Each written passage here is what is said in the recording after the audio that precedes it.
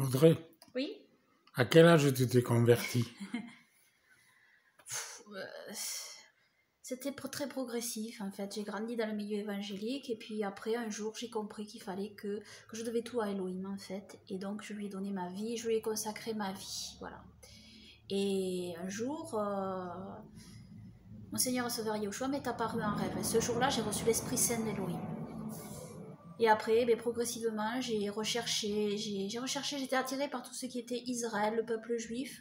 Quand je lisais les Saintes Écritures, quand je tombais sur l'expression la maison de Joseph, cela me parlait, ça résonnait comme un écho en moi. Mais je ne savais pas pourquoi. Et à cette époque-là, je ne comprenais pas ce que c'était, parce que maintenant je sais que la maison de Joseph c'est le royaume du nord d'Israël, et la maison de Judas c'est le royaume du sud d'Israël. À cette époque-là, je faisais comme beaucoup de gens aujourd'hui, c'est-à-dire que je pensais que Israël c'était juste le peuple juif. Quand je tombais sur cette expression la maison de Joseph, ça me parlait, c'était Elohim qui me parlait. Mais je ne savais pas encore, je ne comprenais pas. Et j'étais attirée par tout ça, par le peuple juif, par Israël. Et puis après, j'ai découvert qu'il y avait des juifs qui croyaient en Yahushua, les juifs messianiques. Puis j'ai commencé à travailler pour Elohim sur Internet et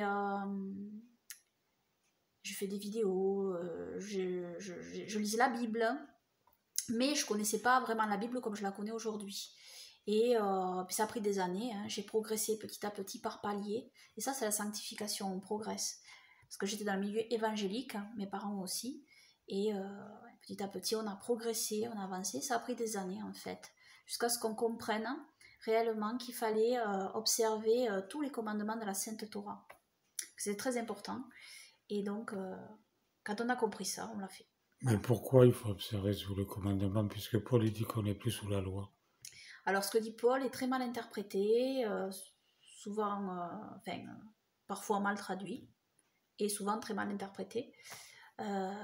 Donc, nous, on l'interprétait aussi comme ça quand on était dans le milieu évangélique. Hein.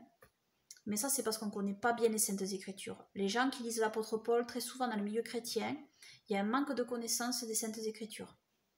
Ils connaissent très peu la Torah, la Sainte Torah, et très peu les saints prophètes. Donc, en fait, il se concentre surtout sur la lecture du Nouveau Testament, mais la lecture du Nouveau Testament, si on le lit coupé de la Torah, la Sainte Torah et des saints prophètes, eh bien, on ne comprendra pas vraiment bien le Nouveau Testament, en réalité. On va le comprendre de manière biaisée, selon un dogme qu'on nous enseigne, que les pasteurs enseignent, mais c'est un faux dogme, en fait.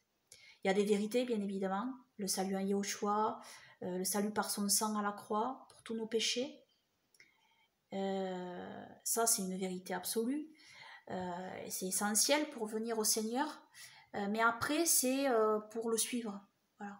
Et c'est là que en fait le faux est prêché dans le dogme du christianisme. Donc d'abord dans le christianisme on ne définit pas véritablement ce qu'est le péché. Et le péché c'est la transgression de la Sainte Torah, de la loi divine. Donc on a perdu la loi de Dieu. Dans les synagogues avant, la loi de Dieu était prêchée dans les synagogues nazaréennes. Relire le livre des Actes. La Torah leur est prêchée chaque Shabbat. Donc les premiers croyants, on leur prêchait la Torah. On lisait la Torah. Maintenant, dans les églises, on ne lit plus la Torah. Y a-t-il des docteurs de la Torah? Non. À l'époque de l'apôtre Paul, il y a des docteurs de la Torah. L'apôtre Paul cite un docteur de la Torah dans ses lettres. Donc, il y a des enseignants de la loi. Et dans les églises maintenant, il n'y a plus des enseignants de la loi. Il y a des pasteurs qui enseignent leur propre dogme, mais ils délaissent la loi. On ne lit pas la Torah. Voilà. On ne lit plus la Torah dans les églises. Et c'est ça le gros problème en fait. Hein. Revenez à la loi et vous reviendrez entièrement à Dieu et à Yahushua. Mais il y a un verset qui dit « Vous êtes déchus de la grâce, vous qui revenez sous la loi. » Alors ça parle notamment de la circoncision. Hein. Parce qu'il faut bien prendre les lettres de l'apôtre Paul dans leur contexte et à qui l'apôtre Paul s'adresse. Parce que l'apôtre Paul ne s'adresse pas, en fait, à vous ou à moi, quand il écrit ces lettres. Il s'adresse à des gens en particulier. Alors ça peut nous parler, bien évidemment. Mais le problème, c'est qu'on est complètement déconnecté des gens à qui l'apôtre Paul parle aujourd'hui. Hein. Il y a des siècles qui se sont déroulés, on est complètement coupé du lieu dans lequel ces gens vivaient et de ceux qu'ils croyaient véritablement et des pratiques qu'il y avait à cette époque-là. Donc ce qui fait que en fait l'apôtre Paul, il est lu de manière complètement hors contexte, la plupart du temps par les chrétiens, quoi, qui tordent en fait. Et là, il nous parle de la circoncision, parce que il faut bien comprendre qu'il y avait des juifs à cette époque qui plaçaient la circoncision comme un moyen de salut, pour sauver. Et donc la circoncision remplaçait le sacrifice de notre Seigneur et Sauveur Yahushua. Donc il faisait de la circoncision une œuvre de salut. Et c'est contre ça que l'apôtre Paul s'oppose en réalité. Hein, parce que c'est pas ça qui sauve, bien évidemment. Hein. Enfin voilà. Je ne vais pas rentrer dans tous les détails, mais bon, c'est long à expliquer. C'est quoi qui sauve? Ce qui sauve, c'est bien sûr le salut à notre Seigneur et Sauveur Yahushua qui est mort à notre place pour toutes nos transgressions contre la loi divine.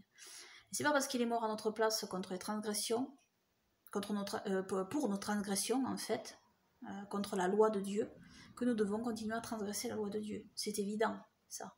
Hein.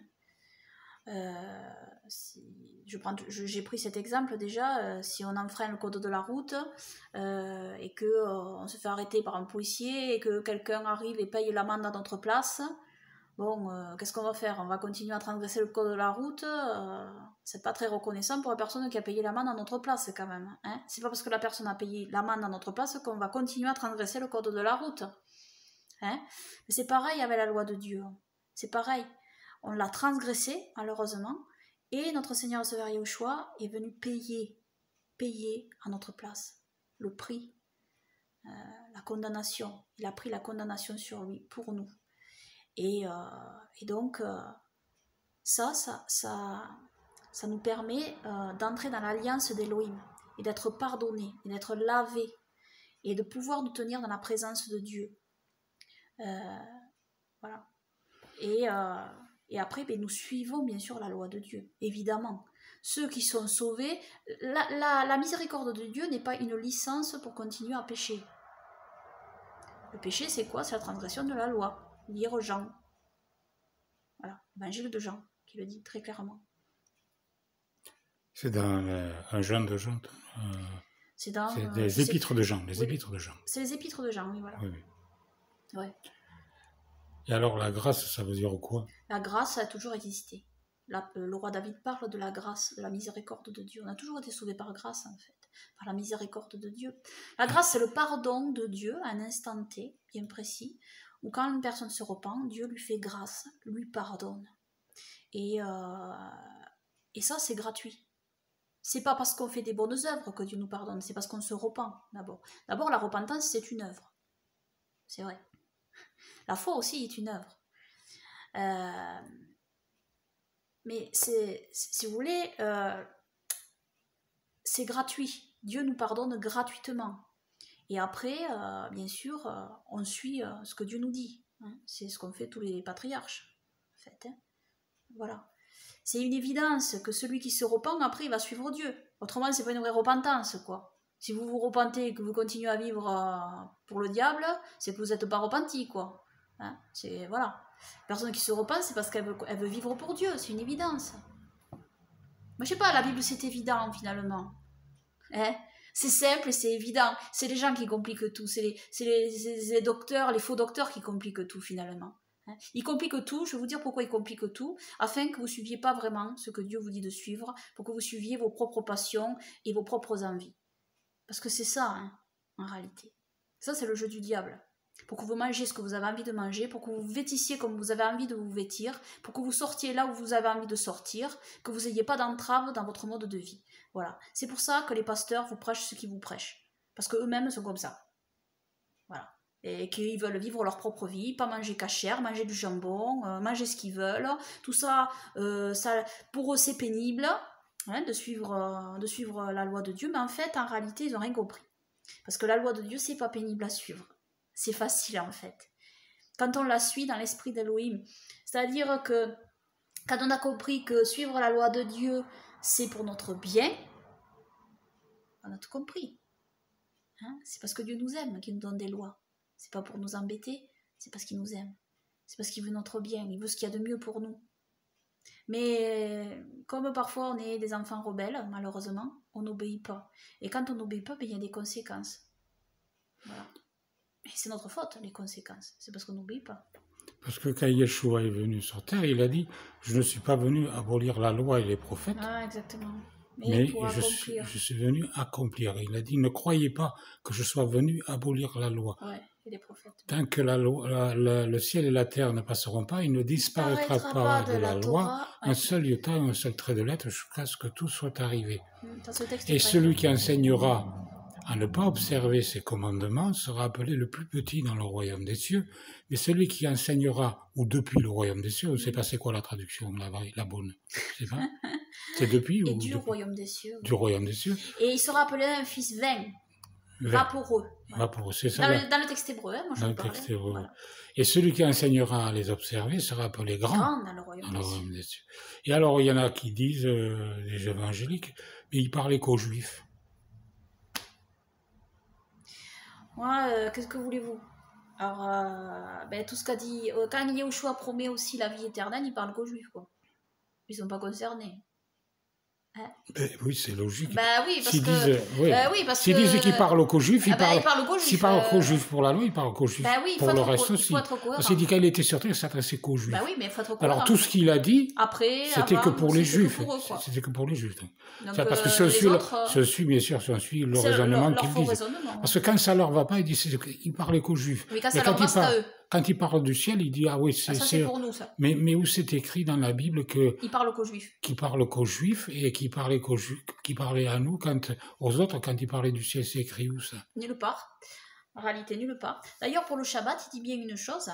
Il dit le Shabbat a été fait pour l'homme et non l'homme pour le Shabbat. A été créé pour. Et il n'y a pas écrit pour le juif. Non.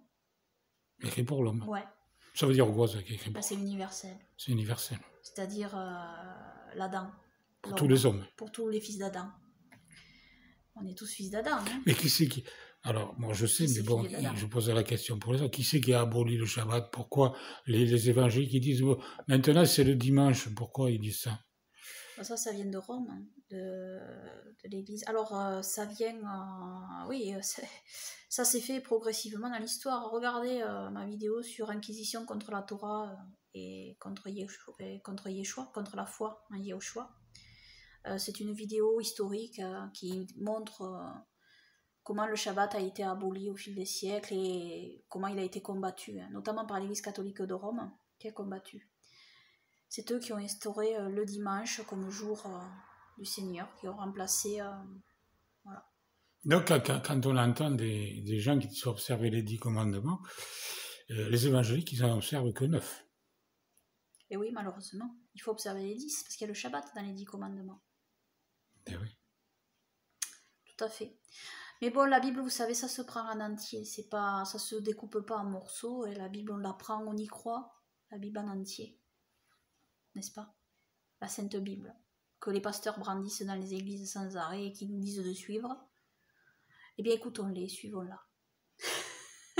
Mais suivons-la. Il ne faut pas écouter tout ce que disent les pasteurs, mais il faut écouter tout ce que dit la Bible. Voilà, parce qu'ils disent de la suivre, je dis. Eh bien, écoutons-les, suivons-la, la Bible. Suivons-la entièrement. Lisons-la entièrement et suivons-la intégralement et entièrement. Ouais. Alors, il y a un truc, c'est que dans la Bible, il mentionne des livres, dans les traductions que nous avons, qu'utilisent les pasteurs évangéliques, il est mentionné par exemple le livre du juste, le livre d'Enoch, le livre d'Enoch n'est pas mentionné en tant que tel, mais il est cité dans la lettre des Judes. Voilà, il est cité dans la livre, donc ils en parlent, bien sûr. Indirectement ils en parlent. Il y a le livre de Nathan le prophète. Voilà, de Gad le prophète aussi. Alors ils disent la Bible elle est complète, mais apparemment d'après ce que dit la Bible qu'ils ont, elle n'est pas complète, puisqu'ils parlent de livres qu'on n'a pas. Exactement. Ces livres. Eh bien alors, concernant le livre de Gad et de Nathan, on ne les a pas retrouvés. Le livre du juste, non plus. Parce qu'il y a soi-disant un livre du juste, le livre de Jacher, mais ça c'est un livre d'origine pharisienne selon moi. On reconnaît le type d'écriture, un texte. Par contre, on sait qu'il y a d'autres livres. Le livre d'Enoch qui est cité dans la lettre de Jude, et qu'on a. On a aussi la Sainte Torah des Jubilés. Alors la Sainte Torah des Jubilés n'est pas citée à proprement dit avec le titre, mais on sait que notre Seigneur et Sauveur Yeshua cite un passage qui, semble-t-il, s'apparente à la Sainte Torah des Jubilés. On sait que les apôtres citent des passages qui sont cités dans la Sainte Torah des Jubilés et aussi dans le Saint Livre d'Enoch. Donc en réalité, et qui ne sont pas cités ailleurs, dans les 66 livres. C'est ça qui est intéressant. Et on sait très bien que le canon des Saintes Écritures était beaucoup plus large auparavant. Mais ça, il faut regarder l'histoire du canon biblique, comment il a été composé, comment il a été découpé en 66 livres, comment il a été fermé également. Parce qu'avant, un canon fermé, ça n'existait pas. Hein, le canon était ouvert. Hein. Donc après, on a décidé canon fermé, ça veut dire il y a que ces 66 livres qui sont valables et puis il n'y a plus aucun autre livre. Alors il y a des livres qui ont été mis malheureusement à l'écart, qui n'auraient jamais dû l'être, comme le Saint Livre d'Enoch, la Sainte Torah des Jubilés, pour différentes raisons. Hein. Il y a d'autres livres aussi qui ont été mis à l'écart, Siracide, Livre de la Sagesse, qui est l'Ecclésiastique aussi, qui aurait été écrit par le roi Salomon. Livre de Tobit aussi, livre de Judith, enfin il y en a beaucoup. Le livre d'Adam. Le livre d'Adam, hein. Le livre d'Adam, enfin il y en a beaucoup qui ont été mis de côté et bon, qui sont scripturaires. Voilà. Oui, et alors... Je les ai mis sur mon site en fait, si vous voulez les voir, vous pouvez. Vous pouvez les lire. Voilà, il faut lire. Oui. Et j'avais une question, mais...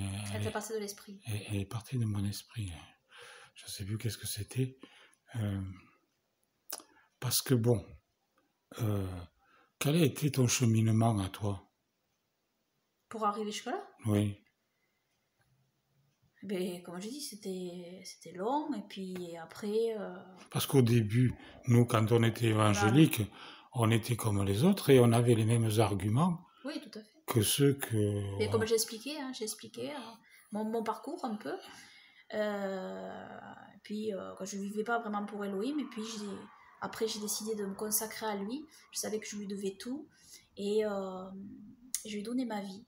Et il m'est apparu un rêve, donc ça a changé ma vie. J'ai reçu l'Esprit Saint d'Elohim, et petit à petit j'ai recherché. Ça a pris du temps, ça a pris des années en fait, mais petit à petit, et pendant ma recherche, j'essayais de le suivre du mieux que je pouvais en fait, hein, dans la foi dans laquelle on était. J'ai jamais été trop en accord quand même, j'étais pas en accord quand même avec le dogme dominant quand même des évangéliques. J'étais toujours un peu à contre-courant tout le temps. J'ai toujours prêché quand même un Dieu, j'ai toujours aimé prêcher l'Elohim de la Torah et des prophètes, que j'appelle avant l'Elohim de l'Ancien Testament. J'ai toujours été attirée par ça, par les 10 commandements, par voilà, j'aimais la loi de Dieu en fait. Je dois dire que quand j'ai commencé à le suivre vraiment, j'aimais la loi de Dieu. Mais voilà, par les entraves de notre entourage, ben, mon père n'était pas prêt. Et donc, en fait, on n'est pas revenu immédiatement. Mais c'est vrai qu'on m'aurait dit, ben, tu dois suivre la cache-route et tout, ça ne m'aurait pas gêné. Je pense que j'aurais aimé. Voilà, j'aurais aimé le Shabbat, tout ça. Mais bon, c'est venu petit à petit après, quoi. Et, par exemple, le roi David, il parle de la loi, mais il était sauvé par la grâce. Oui, tout à fait. Oui. Oui, mais il aime la loi de Dieu. Je vous invite à lire le psaume 119. Hein. Et oui, c'est un psaume que lisent pas souvent les évangéliques, ils lisent plutôt l'Éternel est mon berger. Voilà. Ils préfèrent. Oui. Ils choisissent un peu. Voilà, ils orientent. Ils font le tri, mais le psaume 119, c'est je crois le plus long psaume de tous. Il parle vraiment bien de la loi. Ah oui, ça, il parle de la loi. Oui. Il est sauvé par la grâce. Exactement. Il n'est pas sauvé par la loi. Exactement. Oui. Exactement. Donc, la loi de Dieu est merveilleuse. Voilà. Et comme dit Paul, il dit la loi est bonne, pourvu qu'on en fasse un usage légitime. Légitime, c'est quoi l'usage légitime? De la suivre en esprit, en vérité, comme Dieu veut. Et puis, disons, de ne pas compter sur les œuvres pour être sauvé, mais sur le sacrifice de Yeshua. Bien évidemment. Tout en observant la loi. Bien évidemment, mais ça a toujours été comme ça. Oui. Les vrais serviteurs d'Elohim ont toujours eu cet esprit-là, en fait. Oui. Compter sur la miséricorde de Dieu, même avant que Yeshua vienne mourir. C'était comme ça, ils étaient sauvés par la grâce à venir dans le sang de Yeshua. C'est un état d'esprit, en fait. C'est avoir le cœur disposé à suivre Dieu. Aimer Dieu, c'est un état d'esprit. On ne peut pas aimer Dieu et ne pas aimer sa loi. Il y a un problème là. Hein, je vous le dis, il y a un problème. Les gens, malheureusement dans le christianisme, ils blasphèment contre Dieu. Et parfois, ça ne s'en rendent même pas compte. Pourquoi ils blasphèment contre Dieu? Parce qu'ils blasphèment contre la loi de Dieu. Quand on dit non, on n'est plus sous la loi, on ne doit pas suivre la loi de Dieu, non, vous êtes déchus de la grâce, vous qui suivez la loi de Dieu, parce qu'ils comprennent complètement de manière tordue ce que dit l'apôtre Paul, parce que l'apôtre Paul lui dit pas ça, en fait, en réalité, si vous voulez.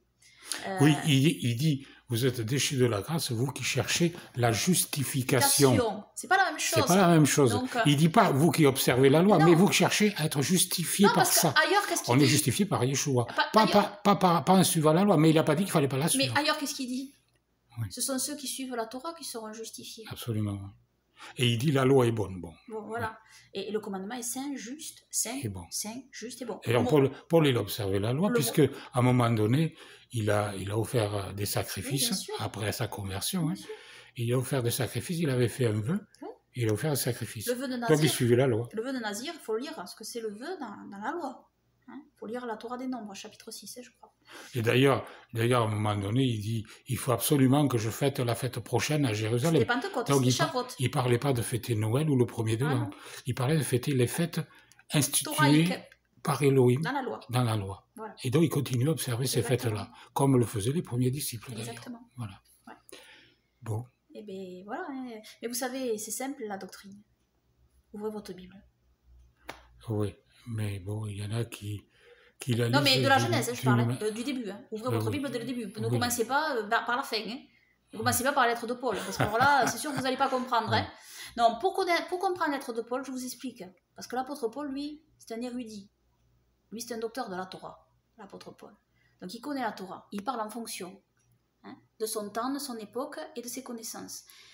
Apprenez d'abord à connaître la Torah avant de comprendre ce que dit l'apôtre Paul. Vous allez voir, ça change tout. Alléluia, Alléluia, Alléluia, gloire à Yahweh. Alléluia, Alléluia, Alléluia, gloire à Yahweh.